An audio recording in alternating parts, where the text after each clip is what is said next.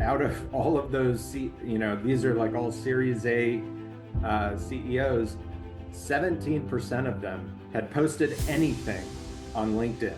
Hopefully makes, the marketing process easier as well and more fun. I think that's the key thing that I've found. AI has allowed me to get back to the fun parts of marketing that I really enjoy. With me today, I have Chris Downey. He's the CEO of Reverb Strategic Marketing, and he helps B2B SaaS and cybersecurity companies create demand systems that convert trust into revenue. And I feel like we'll talk about a different model that you guys have not seen before, something that is more interesting than the regular funnels that we've created before. And Chris has a lot of experience in this field. So I'm very excited about this conversation. Chris, how are you feeling today? I'm great, Zivko. It's still pretty hot here in Austin, Texas, but I'm inside in the air conditioning, so all good on that front. Good on that front. Now, let's start with the last piece of that sentence, converting trust into revenue. Talk to me a little bit more about that. What does that mean?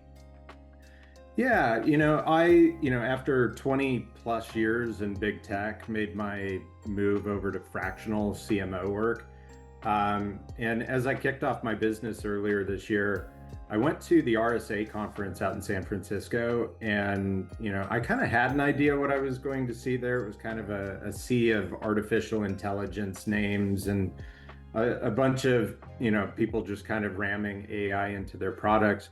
But really, what I saw was a sea of sameness, right? Like I stepped into the room and there were, dozens upon dozens of startups, and they all looked the same, they all sounded the same.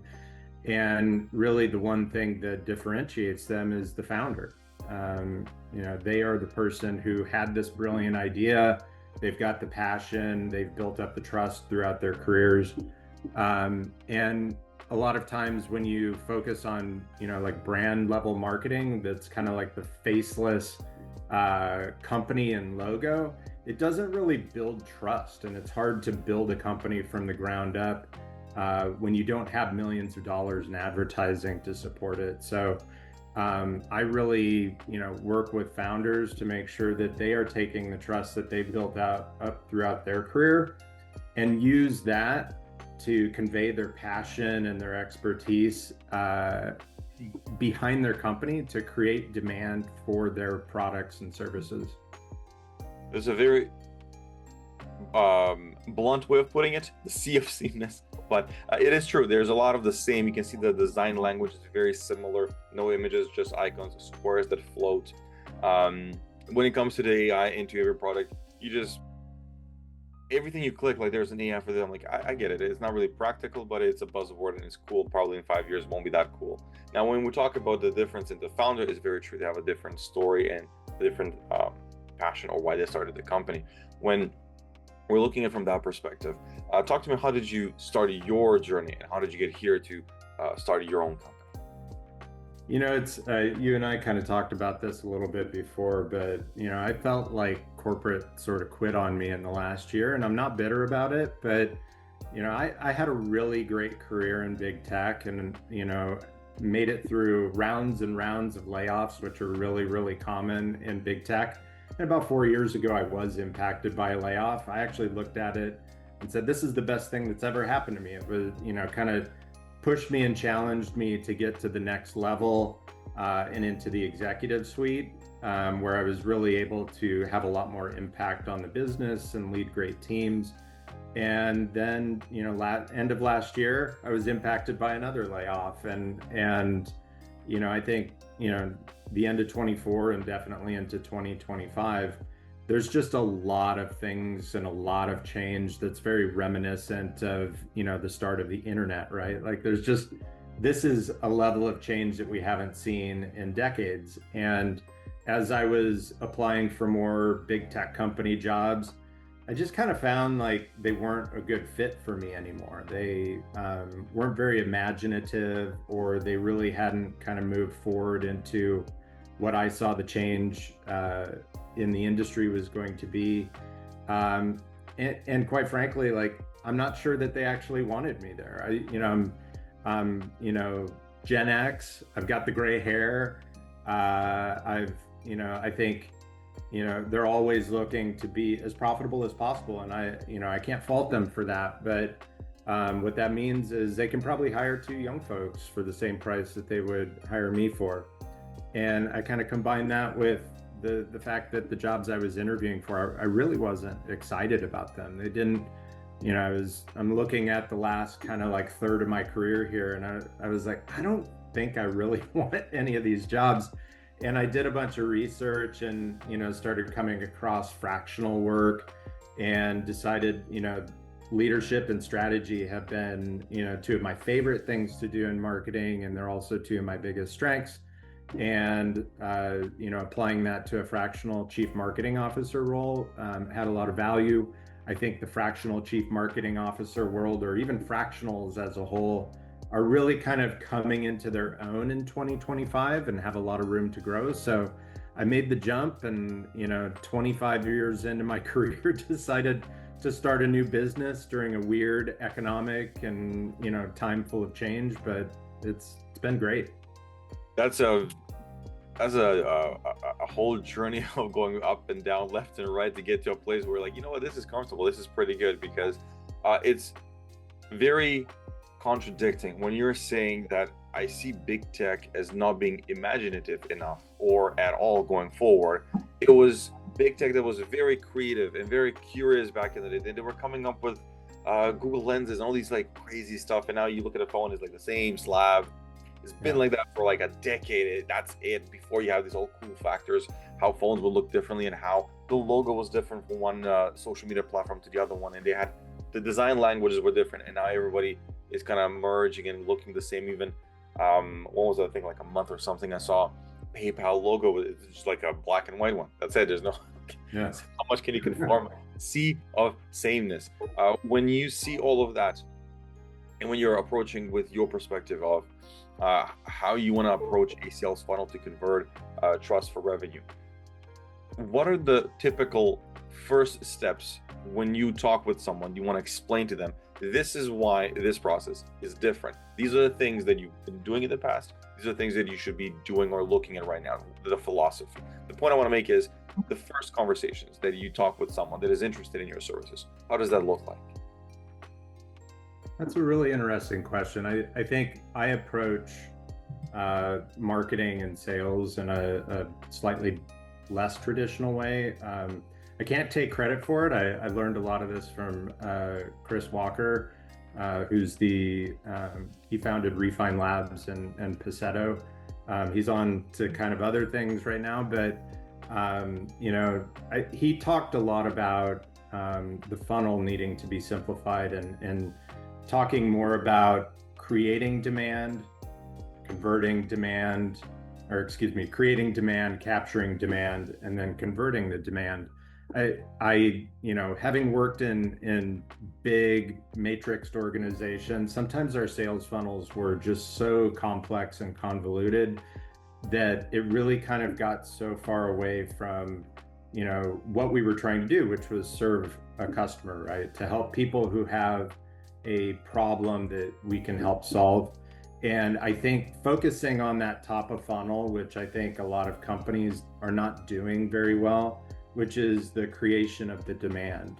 And when you're in a big tech company where you've got $1 billion ad spend, creating demand through like brand spends, it's not easy, but it's easier when you can spend your way into impressions and influence. When you're a startup, that is just impossible. There's no Series A startup that has millions of dollars to spend on advertising. And what I really start, to answer your question, when I have these first conversations with founders, I start by looking at their LinkedIn profile. Now I tend to work with B2B startups, so LinkedIn is really the platform of choice there. But if I see that they're either not posting at all or not posting thought leadership, and so their POV and their differentiator is not really coming across in their content, I start there. It's, as you're trying to build your brand and create demand for the products you're selling, you need to be out there in public talking to thousands of people, and the place to do that is LinkedIn. So now that kind of sounds like, oh, that's a social media strategy.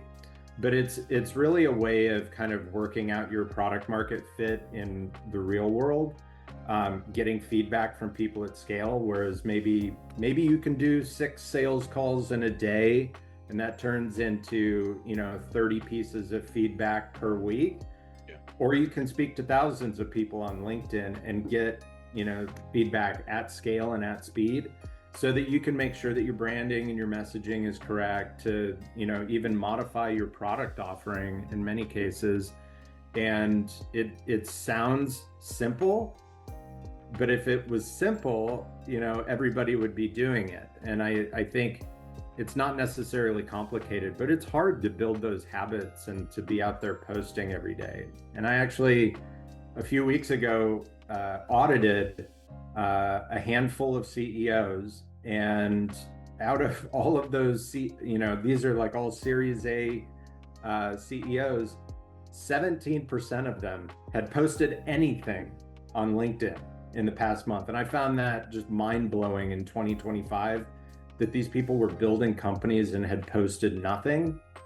And only 1 out of 40 had posted anything that resembled thought leadership. And I had the bar very, very low.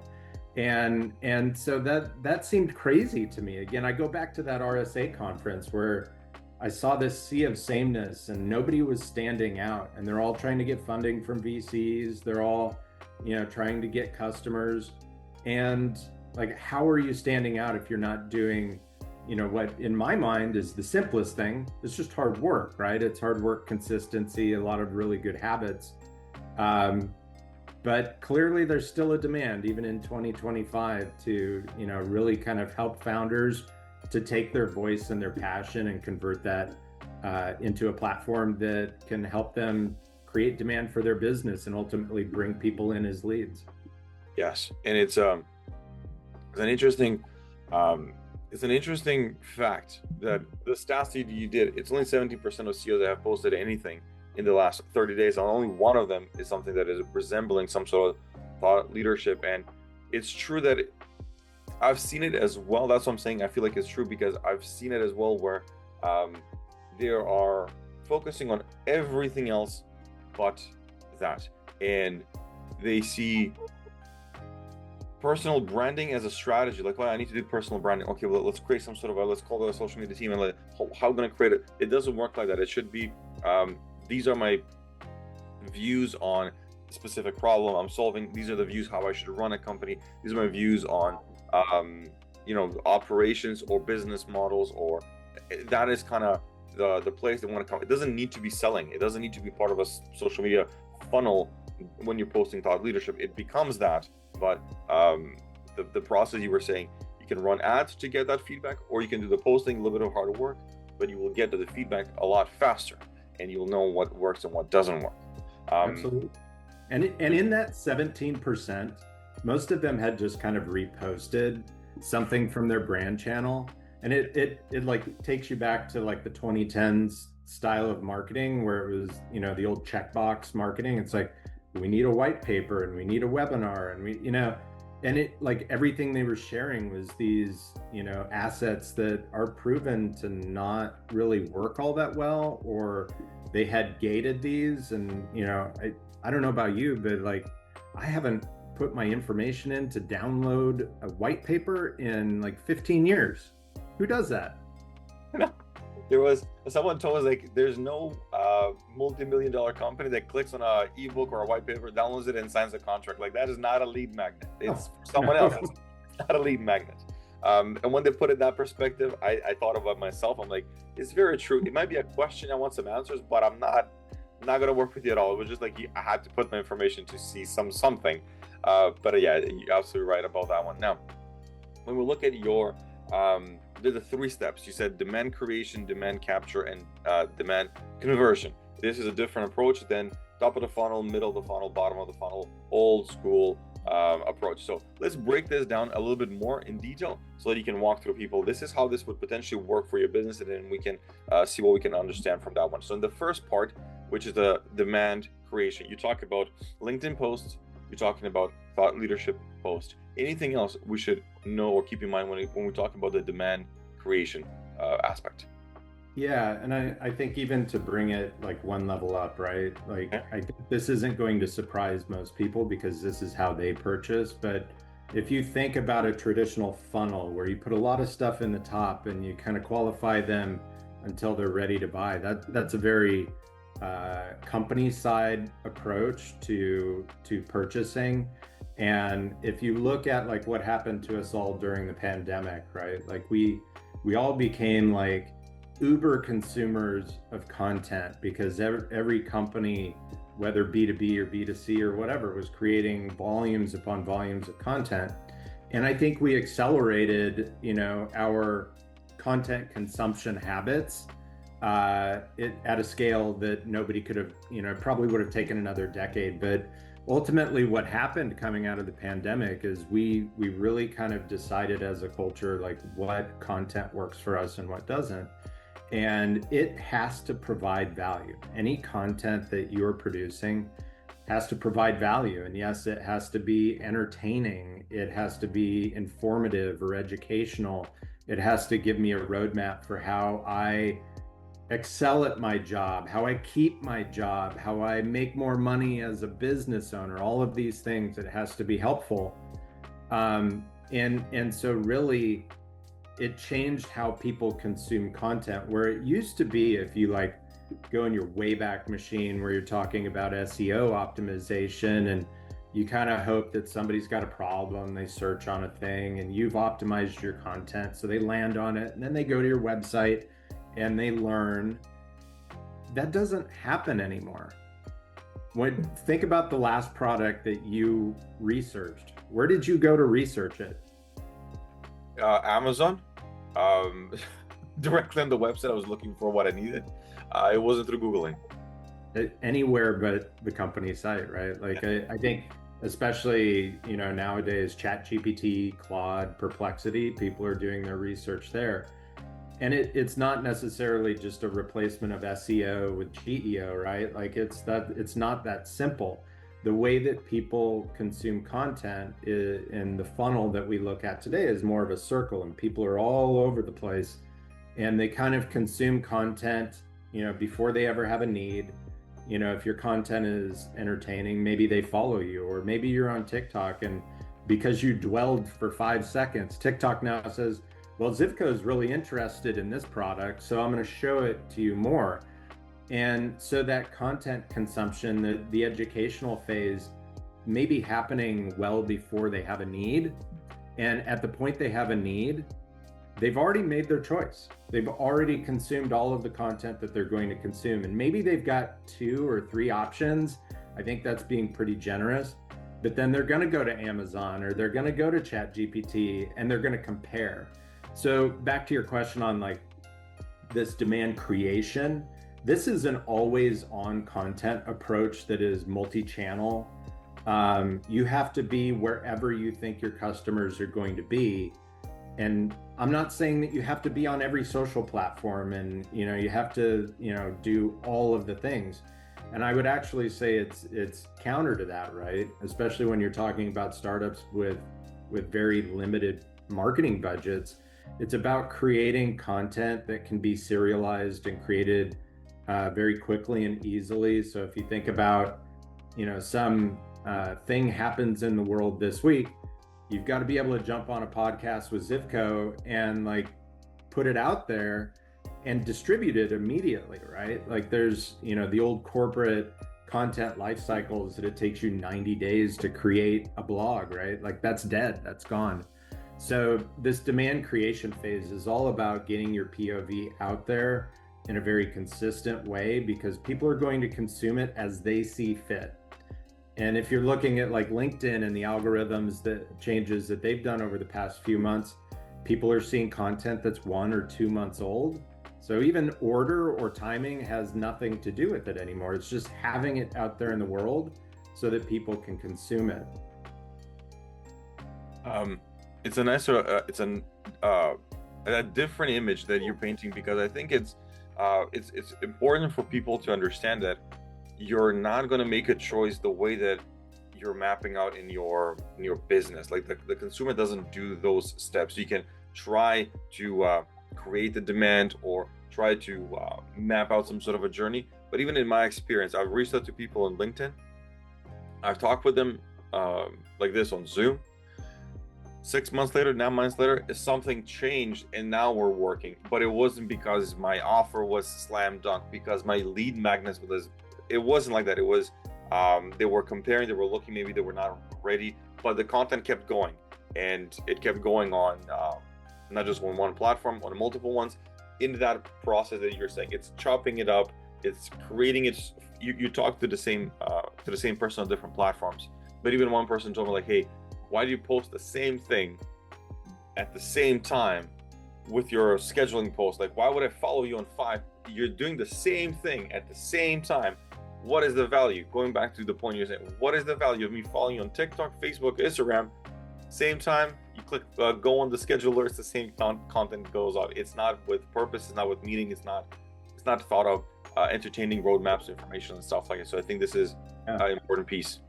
And as you get more mature with your content strategy, right, you can do a lot more things. You know, I'm talking about working with founders who, you know, are just getting started. So I want them to start developing these good content habits of posting regularly to LinkedIn, which isn't the end all be all platform, but it's the place where we know who people are and what they do. If you were to say then, okay, well, what about Twitter? Okay, well, you need to then look at like the expectations of the user on Twitter, and I refuse to call it X, but Twitter. You know, they're looking to get newsworthy, timely content, right? So it used to be, you know, in the old corporate world, like you would create content and distribute it across all of your channels, and it would be pretty close to the same, maybe reformatted sizing. But that just doesn't work when you're on Twitter. Like, you want the news, so maybe that you only use Twitter when you've, you know, got an announcement to make, or you're at an event, something like that. TikTok versus LinkedIn, like I truly think TikTok is a great B2B platform. There's a lot of great B2B brands that are on there, but they're not posting, at least not the successful ones, they're not posting their LinkedIn content to TikTok. You know, it's, you know, a different format, it's a different flavor, it's approaching the audience that's there in the way that they want to consume content. And I think that is the like anchor for demand creation, is that you have to talk to people in the way that they expect to be talked to and deliver quality and value. Absolutely. I think there was, as you were saying that for TikTok, I remember there's one guy I follow, he has like private jets, and it's not about the sell, it's about the conversations he has before and after, and why someone would buy the, like, he's not selling you jets, he's just talking about who buys private jets, why this one, why that one, then he pulls like recorded conversations of how they booked and why they want to do this. So it's interesting in the entertainment factor. But that's what I'm expecting on TikTok. That same person posts very different things on LinkedIn, because it's more towards like the audience, you speak to them like they want to be spoken to on those platforms. So you can definitely create a proper strategy. Now, if we were going to step number 2, which is the demand capture, what do we do here? What is the demand capture stage? How does that look like now that we've done a very solid demand creation process? Yeah, I mean, this gets back to like my roots, right? Like I grew up in web and you know, demand creation or demand capture type of traditional go-to-market. You know, this is your performance marketing and your SEO. It's everything that's getting them to the place where you're going to capture the lead, right? But you need to first kind of think differently, right? Like this thing that we're doing, we are not taking a bunch of leads and dumping them into the top of this funnel and hoping that we convert one, right? We are taking people, and by the time that they've already made up their mind and then they have the need, they need to be quickly able to find you and get what they need from you to make the purchase. And in a lot of cases, like this is the old 2020 or 2010s thing where like all of the SaaS companies, there wasn't a price on any of their websites. And that was like, every lead that came in would be, well, I just want to know how much it costs. Oh, you're too expensive, you know, or, oh, that's the right price, I'm not ready to buy now. So these are the things, like, you have to have all of these answers on your website. So you have to have a really, really solid digital platform that can, they already know they want to purchase from you. So you have to give them all of the information about the product, help them answer all of the questions that they're going to get internally, all the way up through like the procurement person asking, how much does this cost? What other companies use them? So all of those things need to be on your website. But it's not just website, right? Like, so one of the key things I have on my LinkedIn, if somebody sees me comment or post on something on LinkedIn, they're like, oh, I need a fractional chief marketing officer. Right there on my page, they can schedule an appointment with me, right? Like, and it's not a matter of, join my email list and then consume 20 emails and then maybe, click the contact sales and then somebody reaches out to you in 3 days. No, they need to be able to schedule that time right now, and they need to be able to schedule it, in the next 24 hours probably, because they're ready. And if you're not delivering that, then your demand capture engine is broken. Now I am not the tools expert that I was maybe 10 years ago. There are tons of people who are great at that. So there's all sorts of AI powered tools and automation and campaign tools that you can leverage, but that's not really where I specialize, but I work with a lot of great people who do. Fantastic. Now, a couple of things that I have here that we talked off camera, I want to ask again for more clarity. Until you've mastered LinkedIn, there's no reason to go to another one. What do you mean more on that? So you get the question a lot, like, hey, Zipco, should I be on LinkedIn? Are you selling B2B? Yeah, absolutely. Well, how about, should I be on Twitter? Probably. How about Instagram? Maybe. TikTok? Good chance. But now you're overwhelmed and you're never going to start, right? Like, that distribution model is really complicated. Not to mention, a lot of those platforms, Instagram and TikTok are both like video first platforms. So now you're talking about, now we've got to get on video and we need an editor. We need to figure out captioning. That's too overwhelming for founders who are starting a business. They're managing almost everything in the early stages. So I really focus in on, all I want you to do is post 3 times a week, text only. You want to add a graphic? Cool. That's fine. I've done all of the testing.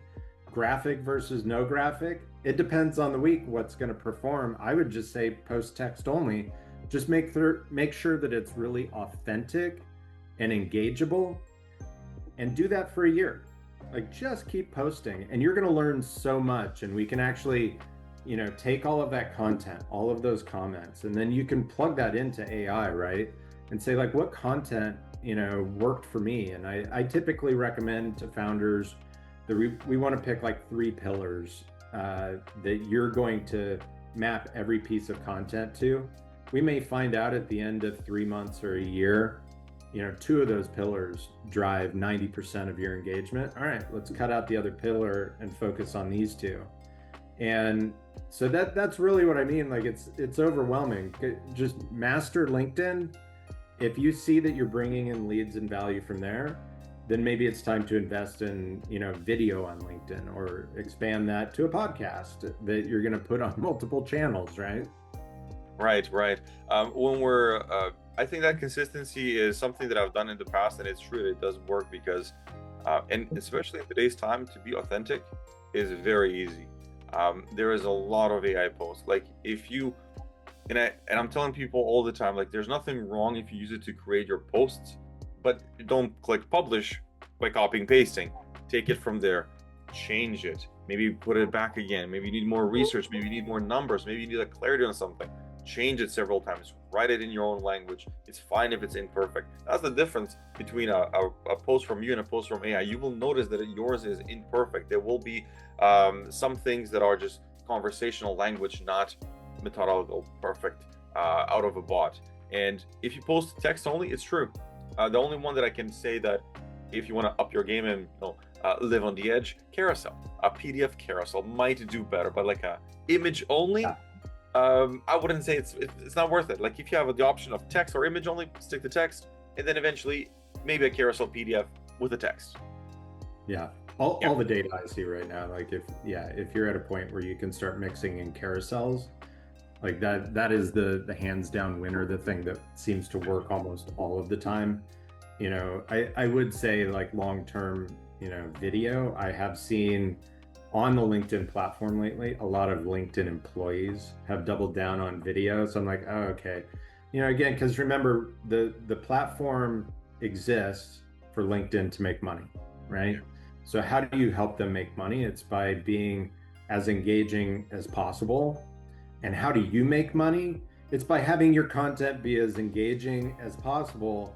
And so people are going to, come into your funnel much more quickly. They're going to be much more ready to buy. And the more you do that, the more LinkedIn's going to say, well, let's keep showing their posts because we make more money. They see more ads when this guy posts. So, it's just, you have to be practical about what the platform exists for. Now, some of the stuff that you mentioned before was you would talk to founders and you would say, stick to 3 pillars, and then we kind of see what works, and we stick with one only. What are the three pillars? How do you decide what are the 3 pillars that you will post about? Yeah, I actually start off, so I've got one offer that I put out there, which is a founder-led demand creation offer, and the process actually kicks off with an interview.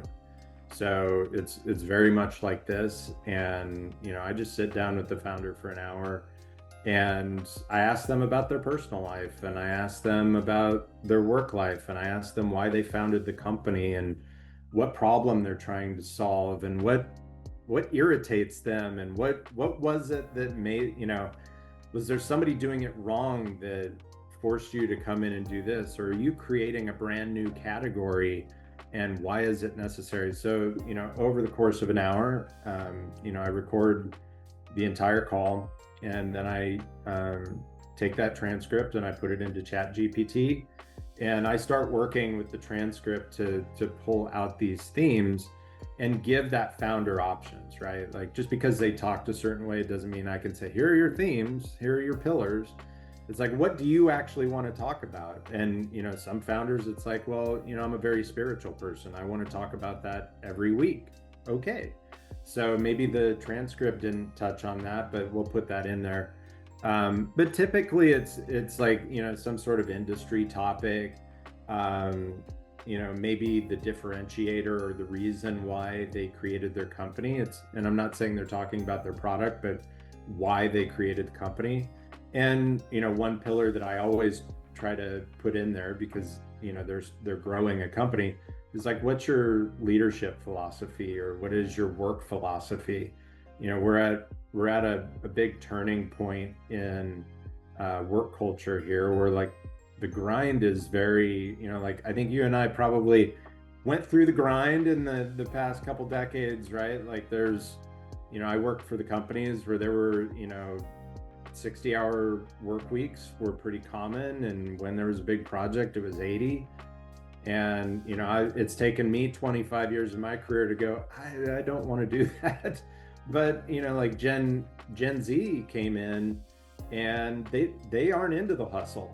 They're there to work hard, do great stuff, and not work 80 hours a week. And so the startup culture can be really fast paced and a lot of hours, but I'm seeing a lot more founders who are saying like, that's not who I am. Like, I want everybody to have a work-life balance, and it's important to communicate that. But again, if you're not posting on LinkedIn and they don't see it, why would they come work for you? And that's been kind of an eye-opener for founders when we talk about that part.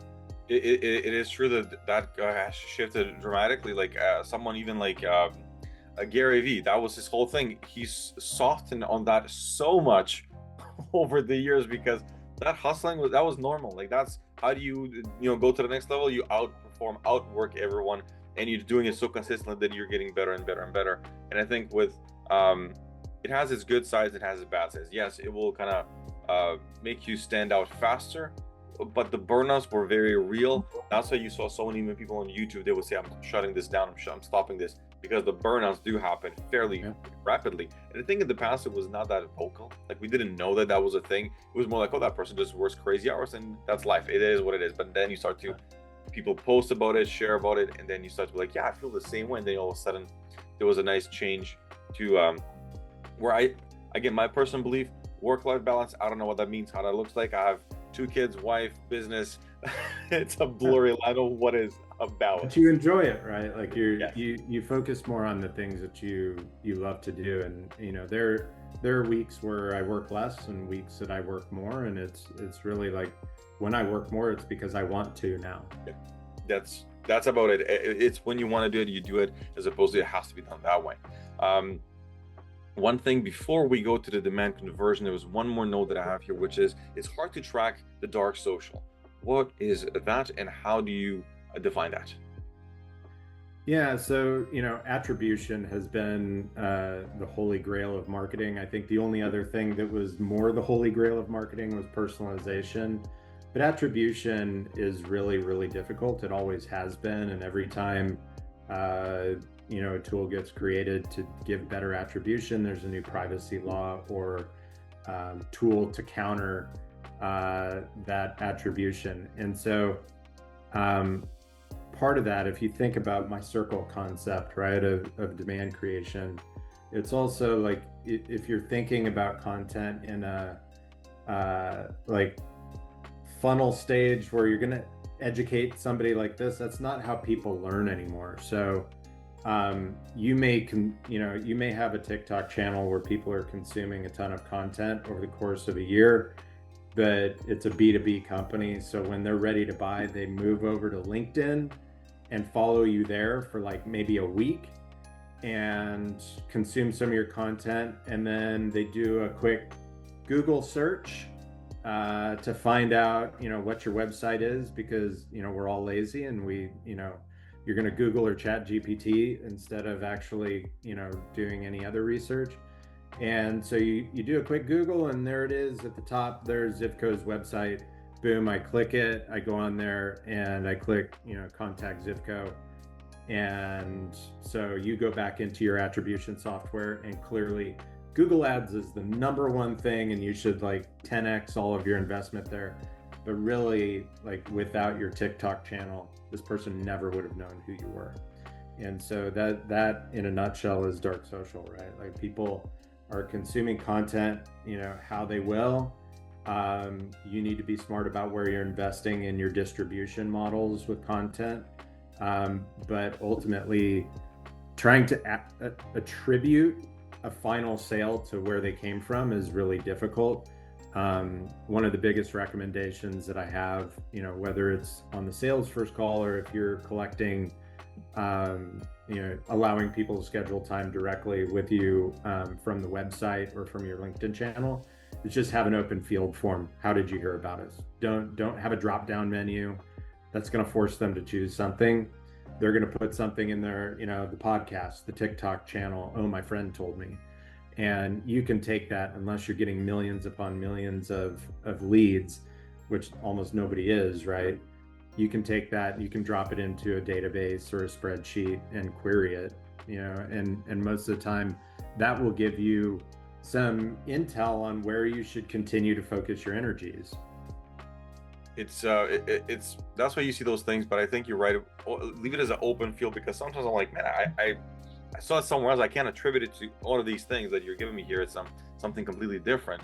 But it's true. I never liked attribution, even in my past life when I did some like web stuff. I never liked it because I'm like, it's not true. It's not true that you received the email and then how many conversions happen from the email. Well, there's a couple other things you need to take in consideration. But I have seen other situations where close rate starts to increase the more consistent social media has been, and you start to notice the pattern that, you know, once you ramp it up and once it became like with a strategy, not a tactic, conversion and closing started increasing, but not directly. It wasn't like, oh, post and click. It was like you said, this ecosystem of a circle and there's dots and they kind of move around and it will start to make sense. But that helps a lot so that people don't get fixated in Google Analytics and this is the solution to all my attributions. If we look at the final step now, we did our demand creation the right way. We understand our demand capture, so we're actively doing all these things. And now we're moving towards the demand conversion. What are the things that we need to know and keep in mind in the final steps? Or is this the final step? Yeah, I mean, it's the sale, right? Like this is the part, and I kind of struggle to make it only the sale because the onboarding is just as important as well. And again, reminding everybody, my focus is B2B, right? Like if you're B2C and you're selling widgets, and that's cool. Like the demand conversion may happen on your website. Again, when I'm talking like B2B SaaS and cybersecurity, that demand creation and demand capture, my goal as the marketer and being a good partner or a great partner with sales, I want to hand off leads that are ready to buy. I don't want to hand off junk leads, and we've all been there. I spent millions of dollars on content syndication in my career, and that was before I talked to sales and found out like they don't want any of those. There wasn't a single person who was like, I downloaded a what? Yeah, I don't remember that. And again, so this whole process is to make it so that the seller is less of a salesman. They're like taking the order. They're helping create the right package for this person so that they can purchase it, and then focus on like, what's the implementation look like? So it's I think number one, it's being a very good partner with sales so that this whole demand creation, capture, conversion becomes more of a circle that feeds back on itself. So as sales says, okay, well, these people came in, they like these things, or they had these questions, that informs what content that you're producing, that informs what channels you're using. And if things aren't working or they're getting bad leads, that feedback also comes in there as well. And I think we're kind of at this phase with AI where this is all getting easier and easier for teams to implement, but just the simple act of recording all of your sales calls and having that intel so that it can inform what marketing content you produce, so that it can inform the product itself. This is becoming easier and easier, and it hopefully makes the marketing process easier as well and more fun. I think that's the key thing that I've found. AI has allowed me to get back to the fun parts of marketing that I really enjoy. It's true. Sometimes we're like mind blown of what it will produce because you didn't think of that perspective or that angle on a specific thing, and it can be a lot of fun because you're creating, you're receiving all this, and at least for myself, I jump between like 3-4 models with the same question to see what will I get. Is it different? Is it better? But again, it puts a smile to my face because it's interesting. It's new. It's cool. It's not the same thing that I've been doing for the past like 15 years. It's a new way of trying on stuff, and it feels like when you're talking about the demand conversion, it's just the sale. At this point, you're not talking about qualifying leads. You're talking about these are prospects, well-informed.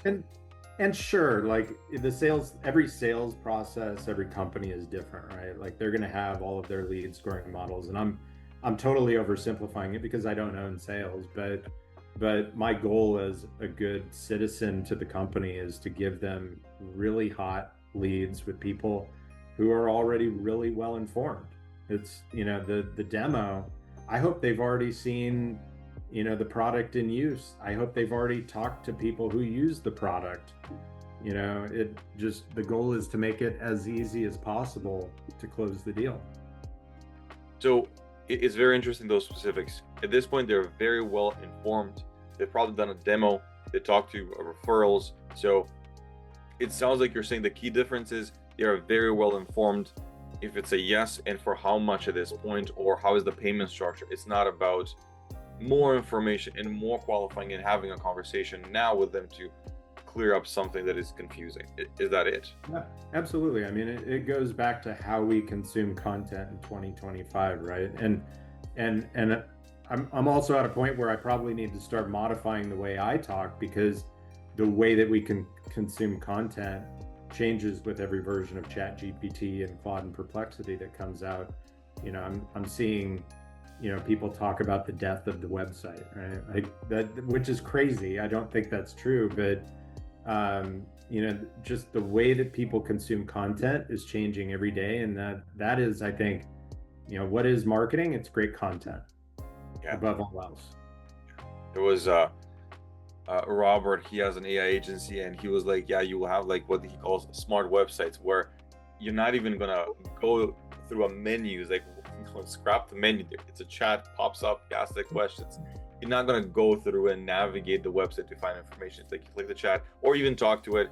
It just tells you what is there on the website, or you remove that and you can just go to ChatGPT, so you don't even have a website. Yeah, and I think you're seeing that right now in, you see a lot of like kind of the snotty people with AI saying, everybody's just using ChatGPT as Google.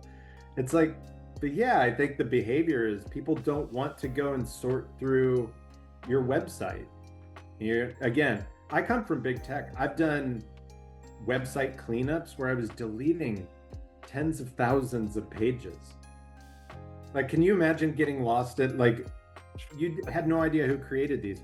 So like, to expect some person whose time is very valuable and they're trying to learn about your product to go sift through your website. Yeah, it's just a change in behavior.